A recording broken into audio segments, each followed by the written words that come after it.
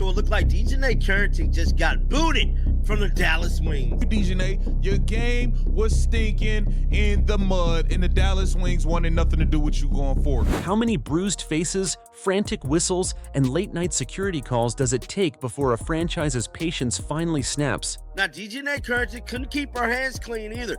Would stand out of headlines on the internet. She was always in headlines, punching players in the eye. And then we have to remember, she nearly injured Paige. Like, everybody forgot about that. Y'all remember when she nearly injured Paige, nearly took her whole knee out? Like, we got to remember all of those things transpired during this basketball season, man.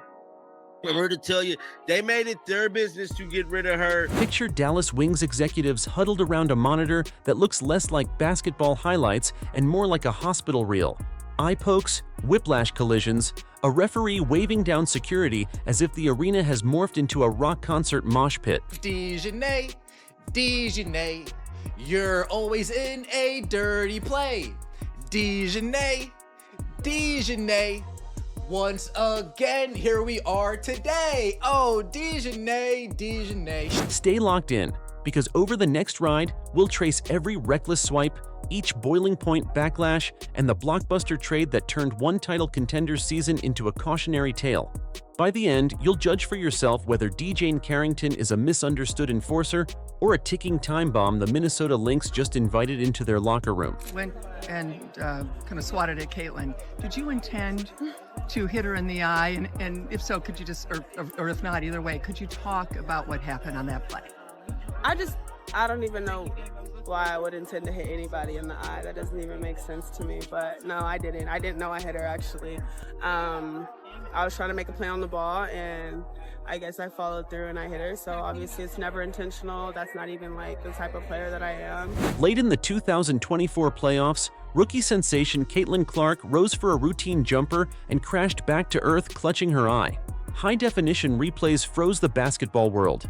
Carrington's open hand colliding square with Clark's face, the rookie's head snapping back, a bruise blooming in real time. Check this out right here. Yeah, you see this guy right here? Right in this gentile area? Let me just, you see this guy? The ref asked this dude to step out here. All right? Now, Cheryl Swoops wants this referee fired. She wants him fired. Look, he felt something. He felt something was amiss. Of course, Cheryl Swoops. What could have been brushed off as a split-second accident instead became Exhibit A in a dossier that would only grow thicker. Overnight, the photo of Clark's swollen eye flooded sports sites, meme pages, and even late-night monologues. Oh, and there's Skylar on the floor.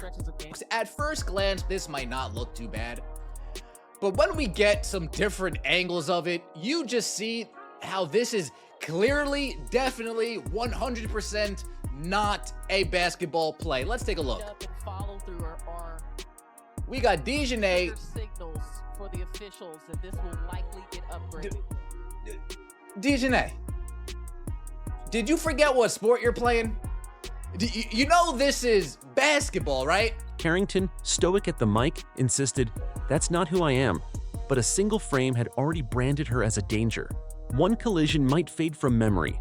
This one etched itself into league lore, haunting every whistle that followed. And that was only the opening act, because once a narrative starts rolling, it gathers speed like a freight train. DiJonai Carrington is clearly a dirty player. There's no ifs, ands, or buts about it. And if Chin, what do you have going on in that mind of yours? Are you okay? DiJonai, are you okay? DiJonai, are you okay? Are you okay? DiJonai, are you okay? DiJonai, are you okay? Are you okay? Yes, DiJonai.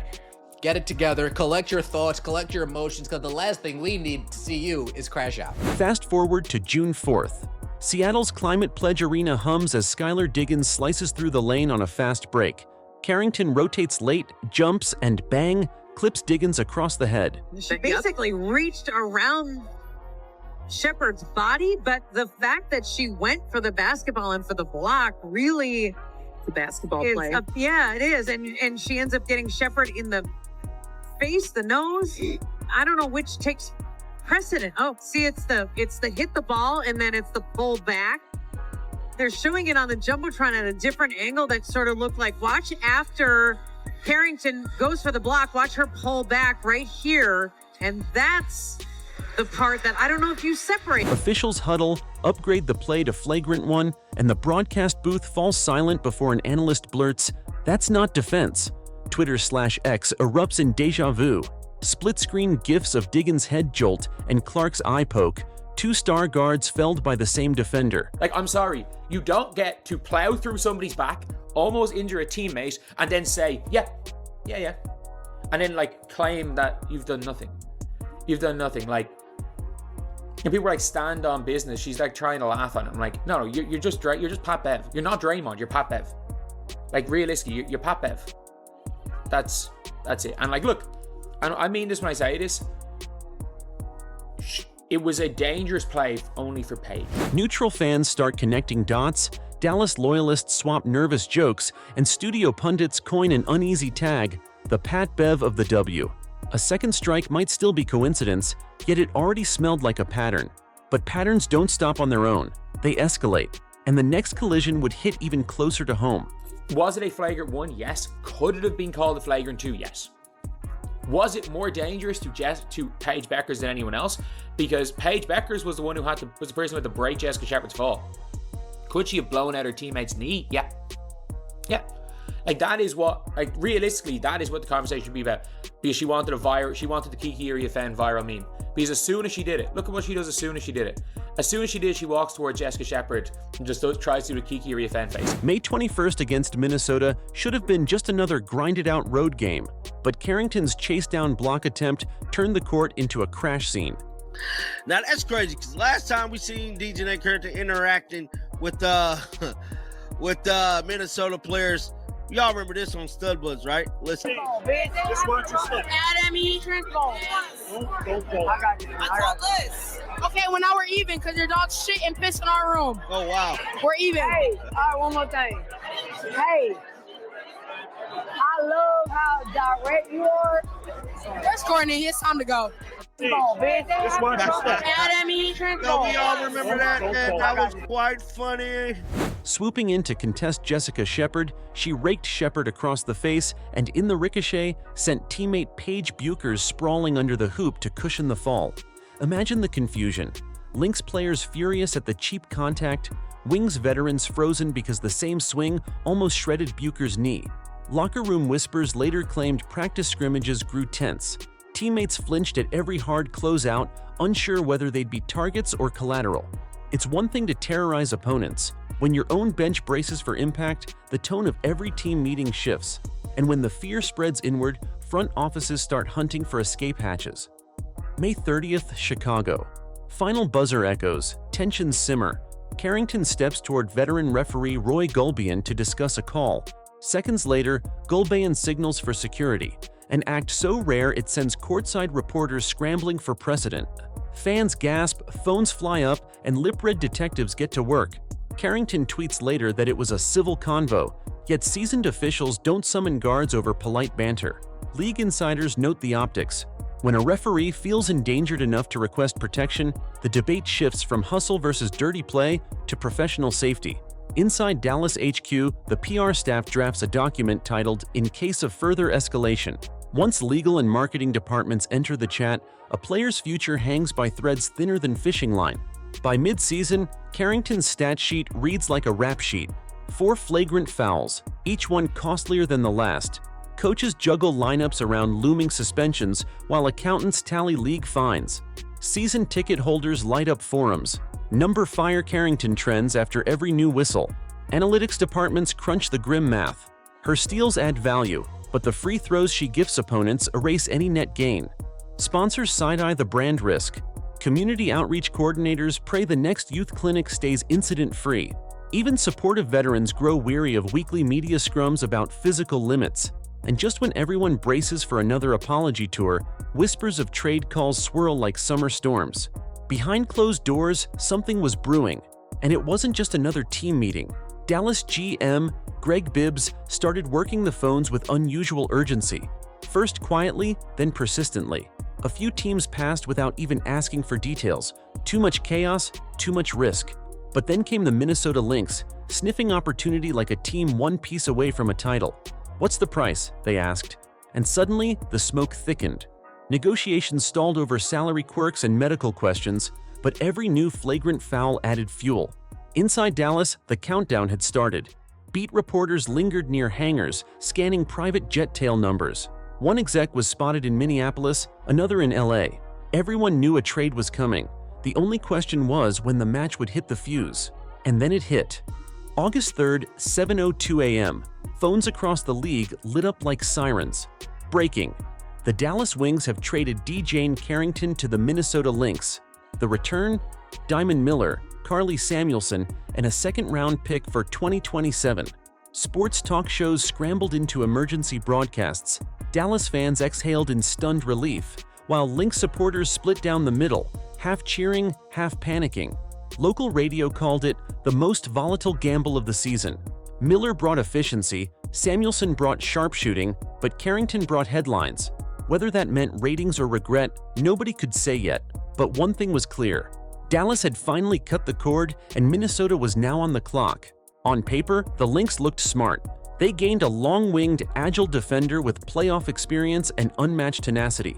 Coach Cheryl Reeve publicly praised Carrington's ability to guard 3 positions and inject fire into every possession. But behind the scenes, concerns whispered through the halls. Would her fire melt playoff plans? The same aggression that earns ESPN clips could just as easily hand the opponent 2 free throws in crunch time. Team insiders began crafting contingency plans. "We can coach accountability," one assistant said, yet others quietly wondered how you teach someone to unlearn chaos.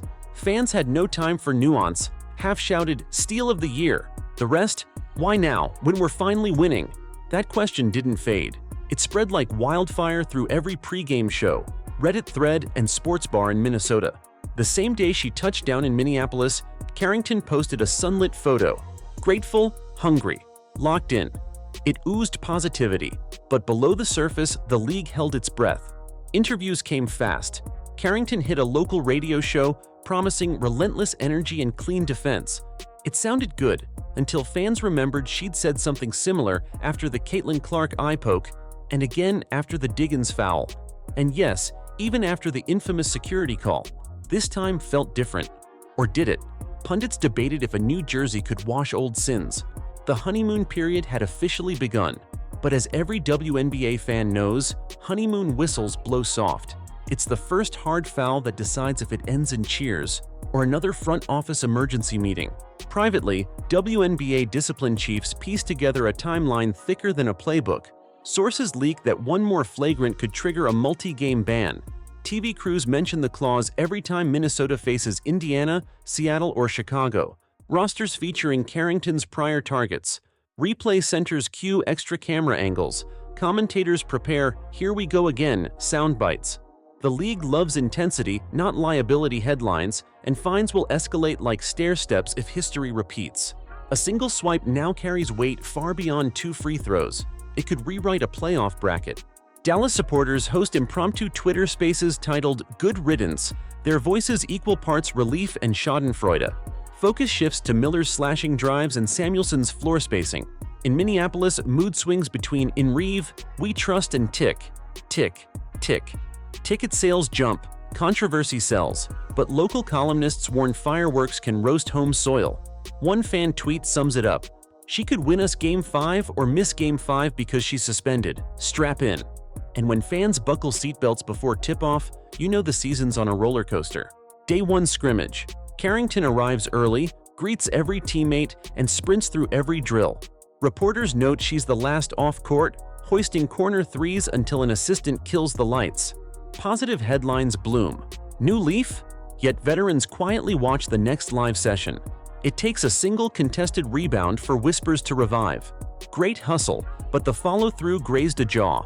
Reeve halts practice, runs the film in slow-mo, circling angles, preaching "ball first, body second." Carrington nods earnestly. Still, muscle memory is a stubborn beast. Habits form fingerprints on instinct. Scrubbing them off requires more than good intentions. Return to action game. Minnesota versus. Las Vegas, ESPN primetime. Early second quarter, Carrington strips Chelsea Gray at half court, races coast to coast, finishes left-handed, crowd erupts. 2 minutes later, Gray drives baseline. Carrington lunges, misses the ball, clips Gray's shoulder. Common foul, yet cameras linger. Commentary teams pull up her highlight reel and social feeds pulse with polls. Dirty or just late? A single ordinary whistle now sparks a national debate, illustrating how reputations can stretch small moments into billboards. And reputations, once inflated, rarely deflate without a puncture. On ESPN's morning panel, the smiling graphics told a chilling story. Carrington's defensive rating crushed league averages. She genuinely forced missed shots and caused chaos in passing lanes. But then came the flip side. Her foul rate stood among the highest in the league for guards. Per 36 minutes, she gave up nearly 2 extra free throws, points that often decide playoff outcomes. A spreadsheet doesn't feel fear, but it can show you why coaches sweat through post-game pressers. One stat analyst dropped a dagger. Every team Carrington's played for saw opponent free throw rates climb when she logged heavy minutes. The numbers weren't just stats anymore. They were warning signs, patterns. And when patterns align with reputation, even the best coaches start planning exit ramps before the playoffs begin. At Media Day, a reporter goes straight to the heart. DiJonai, do you feel you're running out of second chances?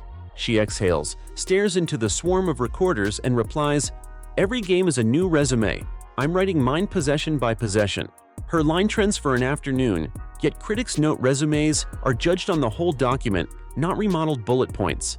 Carrington knows one reckless swing could define her career more than any highlight steal. The road ahead stretches like a tightrope, thrilling to watch, merciless to slip on, and championships have a way of magnifying every wobble. So, we've tracked a journey from eye poke controversy to a franchise-altering trade that may tilt the entire WNBA playoff picture. DiJonai Carrington has become more than a player. She's a walking question mark. Can raw intensity be molded into championship DNA, or does it always crack the crown? Dallas made their decision. Minnesota rolled the dice. And fans? You get to watch every second. So if you're captivated by sports chaos, smash that like button.